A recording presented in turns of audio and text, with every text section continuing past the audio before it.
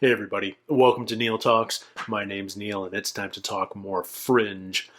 I love what this show's doing already, guys. It's burying clues in plain sight. It's got a plan, you can tell already.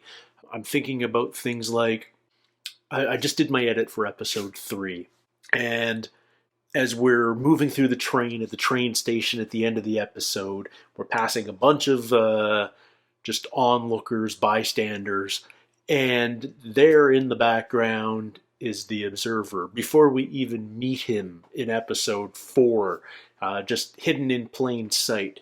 I love that we're already prompting a ton of questions. Royals and Nina are in some sort of organization together. We saw this little boardroom meeting that they were both part of, that Royals was leading a couple of episodes ago, that because of everything else happening escaped me. And when later I saw Nina and Royals communicating, and Royals gave Nina this chip we recovered from the DEA agent, I was like, how do these two know each other and why are they working together? And is this a government organization that's pursuing knowledge of the pattern that Nina is also sitting on? Or is this a more clandestine organization? I have so many questions about that. I love that Walter drops this big old hook of a question asking Olivia if she would be quiet about Peter's medical condition because she's seen his records, but Olivia knows nothing about it. Peter's medical records weren't in there, and then Walter just shuts up. So what is it that Walter knows about Peter's health? Is Peter, like, Walter was so active in so many branches of science back when Peter was a child, and presumably before Peter was born. Is Peter a clone? Is Peter a genetically engineered child that might explain his 190 IQ? Is there an even more nefarious medical history to Peter's past? I have no idea, but I'm super curious. This show's got my mind racing already. I'm only 4 episodes in, but I want to know more. I'm going to jump into this next episode right away. This is episode 5. And it's called Power Hungry. Previously on Fringe. And what the heck is Massive Dynamic doing to Agent Scott and his brain? Something that's encrypted. You could access his memories. Is that what they're trying to do? Download his memories? Joe! You're gonna be late. Alright, what's the thermometer for? Logging his temperature and his pulse. Look at yourself. Tuck in your shirt. Put a comb through your hair, for God's sake. Thanks, Mom. Oh. That's Tony Robbins' shit. Alright, what's the day job, Joseph? Oh, he works at Amazon. She your girlfriend? No, she came with a phone. What are you, stalking this girl? No. You kidding me? Get another gig. This feeling anymore. Weird transition. Alright. Oh, this is his crush. Okay, great. No problem. Don't be creepy, Joseph. Okay, thank you. Okay. Don't be creepy. Is there something else, or? Hey, Bethany. You still on for drinks today? Of course. But you better not keep me out too late this time. Oh, Joseph, you so creepy. No, please don't do this to me. Come on. No, what happened? Damn it. Okay, Like, Joseph just fries It's electronics. not happening.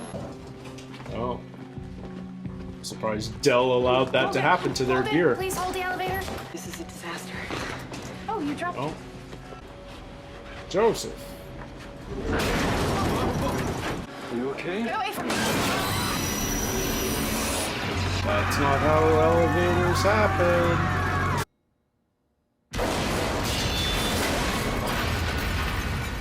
Good effect, though.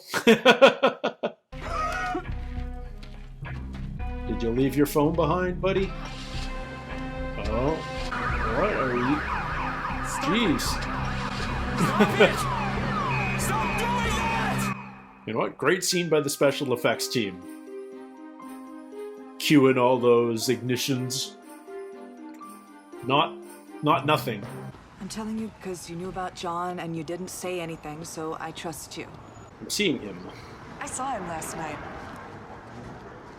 You saw John. in my kitchen, And then he's gone. but he was gone. Okay, so she's just hallucinating. Probably. But it's a Fringe science show. You want my advice? Next time John shows up for a nightcap, give him one. Don't fight it. Don't beat yourself up. Okay. Charlie's too good. I don't trust him. I feel like he's going to have a major heel turn somewhere down the road. Did the cable snap? That's what's strange. The elevator didn't fall. It drove itself into the ground. That's not possible. Okay. Crazy occurrence of the week. Shouldn't the brakes have come on automatically? Well, that's the thing they did. I mean, the safety's clamped onto the rails all right, but for some reason the motor just kept going, which is technically... Impossible? Yeah, we're seeing a lot of that lately. You know your elevators. MIT dropout. It's almost like another generator came online, jacked into the system, and overloaded it with double or triple the voltage. So is our guy, like, putting off power? Exit wound burns. It's like lightning strike. All these people were electrocuted. Traces of nickel. Possibly cobalt. Is he using it like a divining rod? What's he doing? How are you doing that?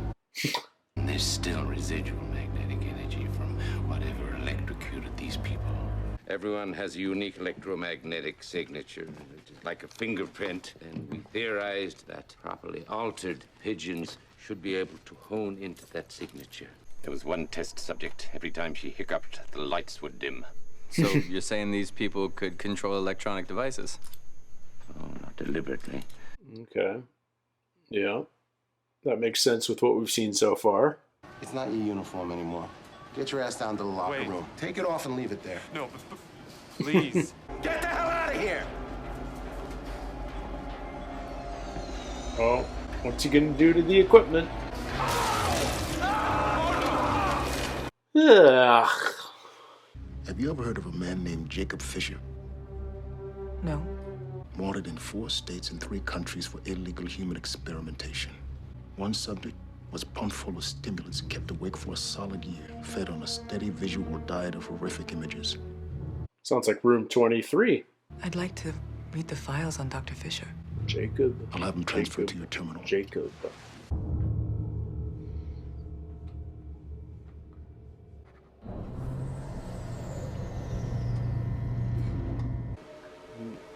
Why is the power out?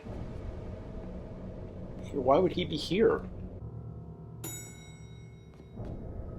Is this just going to be a mock jump scare, or is this... Hey, Liv. Oh. I know this doesn't make any sense to you. And even if it did, I know you don't have any reason to trust me, but that's what I'm asking you to do. What? I'm here to help. You tried to kill me. No. I can prove it to you. You're on the right track. I'm here to tell you that. You're looking for a person, but Jacob Fisher is after him also. You need to get to him first before Fisher can use him. He's giving her tips from beyond the grave? Use her for what? Are these hallucinations, or... Yeah. What does that have to do with anything? What was that sign about? What does that have to do with anything? Just before impact, the car weighed 1,440 pounds. The combined weight of the victims, 1,275 pounds. Leaving a discrepancy of 165 pounds. Meaning There was only 4 people someone in walked there. out of there alive. There was only 4 other people in there. They weighed 300 pounds? Or did they take out the number of background in the elevator? It is possible that he could have levitated long enough to escape the brunt of the impact. That still doesn't make sense. If you can sabotage machines, you wouldn't sabotage one you're in. Unless it was On unintentional. purpose. An accident. then we shouldn't be looking for big events. We should be looking for small ones, unintentional ones. Oh, come on. Damn it. Jesus, Walter. Wool socks. I think I made a big mistake. You? Surprise! Please listen to me. Please. Are we gonna kill Mom before it's all over? Please help me.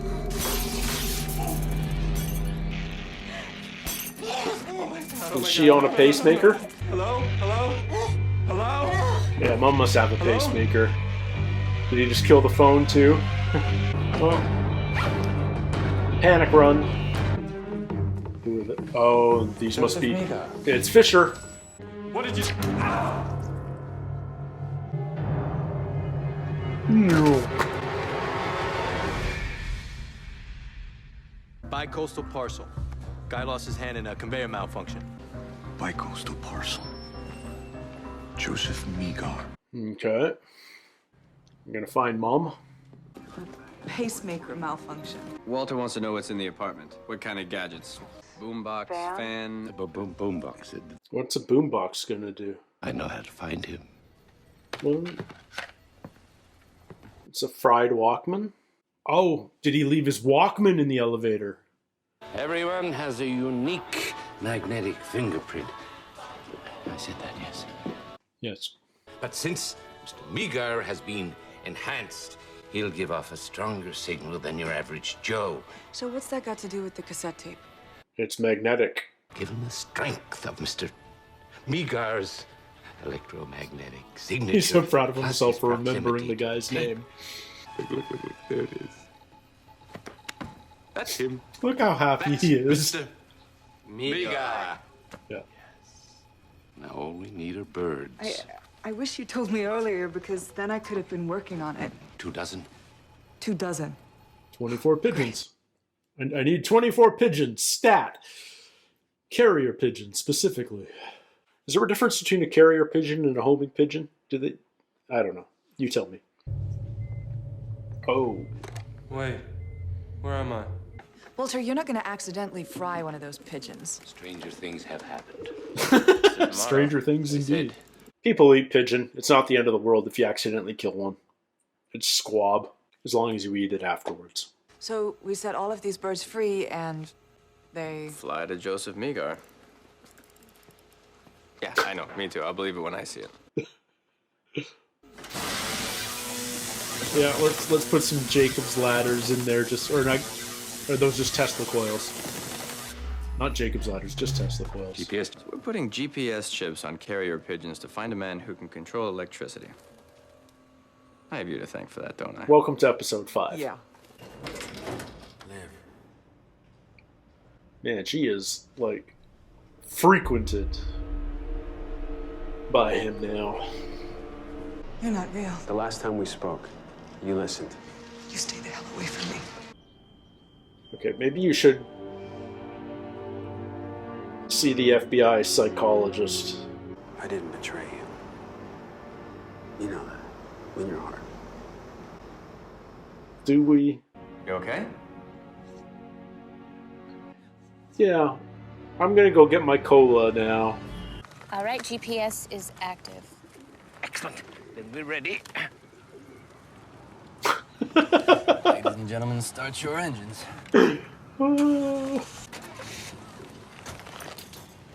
Now what? They're not going. Come on.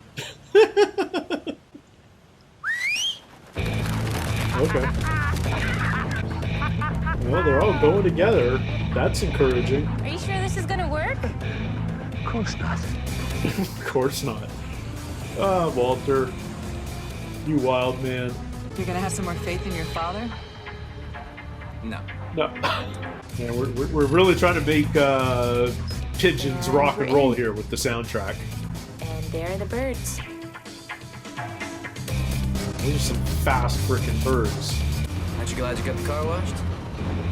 You don't realize what you are. I'm scared. Oh. Right on Tempest. Take your next right. Why aren't they going in the straight line? It's not like he's moving. Okay. Alright, I think they've stopped. There. All right, I got him. I see him. Those aren't stopped. Okay, we're in there now. It's not matching the GPS. You stay here. Whatever you say, boss. Take him out through the back. Wait at the depot. You'll be contacted there. What about you? He's the priority. Okay. Is Peter gonna see them coming out the back?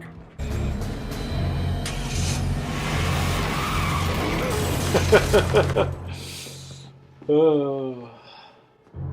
Get those hands up. Identify yourselves as Get your FBI. hands in the air. Joseph Meagard. Why does he have his hands like this? That's Where not is he? good. It was a really weird way to put your hands up. Stop! Joseph, we're here to help. Joseph!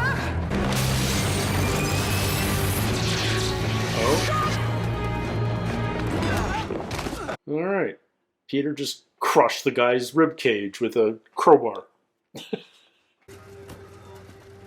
Better than in the face, I suppose, but... We're going to help you. That's what they said. Please, I want to go home. I'm afraid we can't let you do that. Not just yet. That one can go up the back, thank you, my dear. What's my name? Astrid. Come on. Starts with A, yes? Astrid. I knew it. Is that Peter milk? told me to tell you that he That's was milk. returning the pigeons. Walter, what's... Cow milk. Yep. Jean, you want some? You haven't seen yourself lately. I haven't been sleeping very well. We gonna tell him? I don't think we are. Nothing. Yeah. Have you been seeing him? Oh. Your friend, Walter. John Scott. I've been having hallucinations. They're not No. hallucinations. Are ghosts real? Walter. When you were in the tank, Oh. John Scott, You're connected to his mind. part of his consciousness crossed over into yours. And it's still there. Memories, Live in her. experiences, thoughts. These aren't memories. These are premonitions. He These are appears.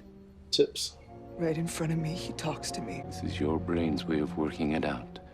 Your mind is expelling him. He'll go away, is that what you're saying? I think so. He doesn't know. I don't know. Yeah. Do you really want him to?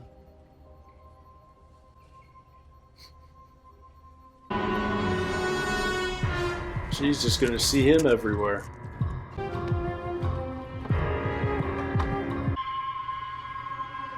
What a weird place to take her. What are we gonna find here? Oh. Is this his hidden lair? All his files? JPB. Our team is still cataloging all the files you found in the cellar. Apparently, John Scott was conducting his own investigations. I'm not sure it was But the it appears smartest that many thing of the to cases like were pattern-related. He knew about the pattern. take this straight to Royals. John Scott's personal effects. It would seem some of them were intended for you. Is there an engagement ring in there? Yep. I will prove it, Liv. That I love you. Always.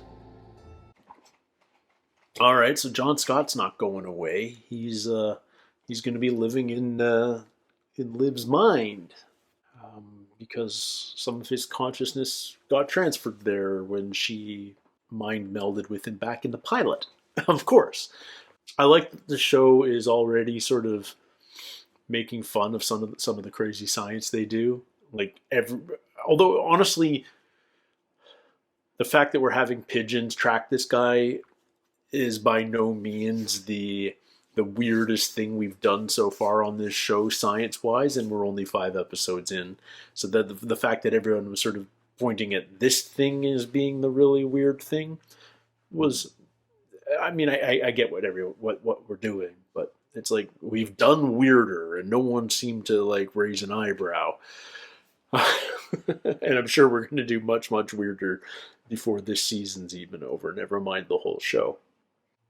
This felt like certainly a more contained weirdness of the week episode, and I'm fine with that. But I like that every episode is also progressing the through line a little bit as well. And I mean, this episode, it wasn't about the observer or the pattern so much as it was about Agent Scott.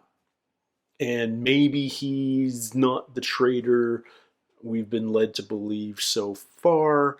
What exactly was he up to? Like,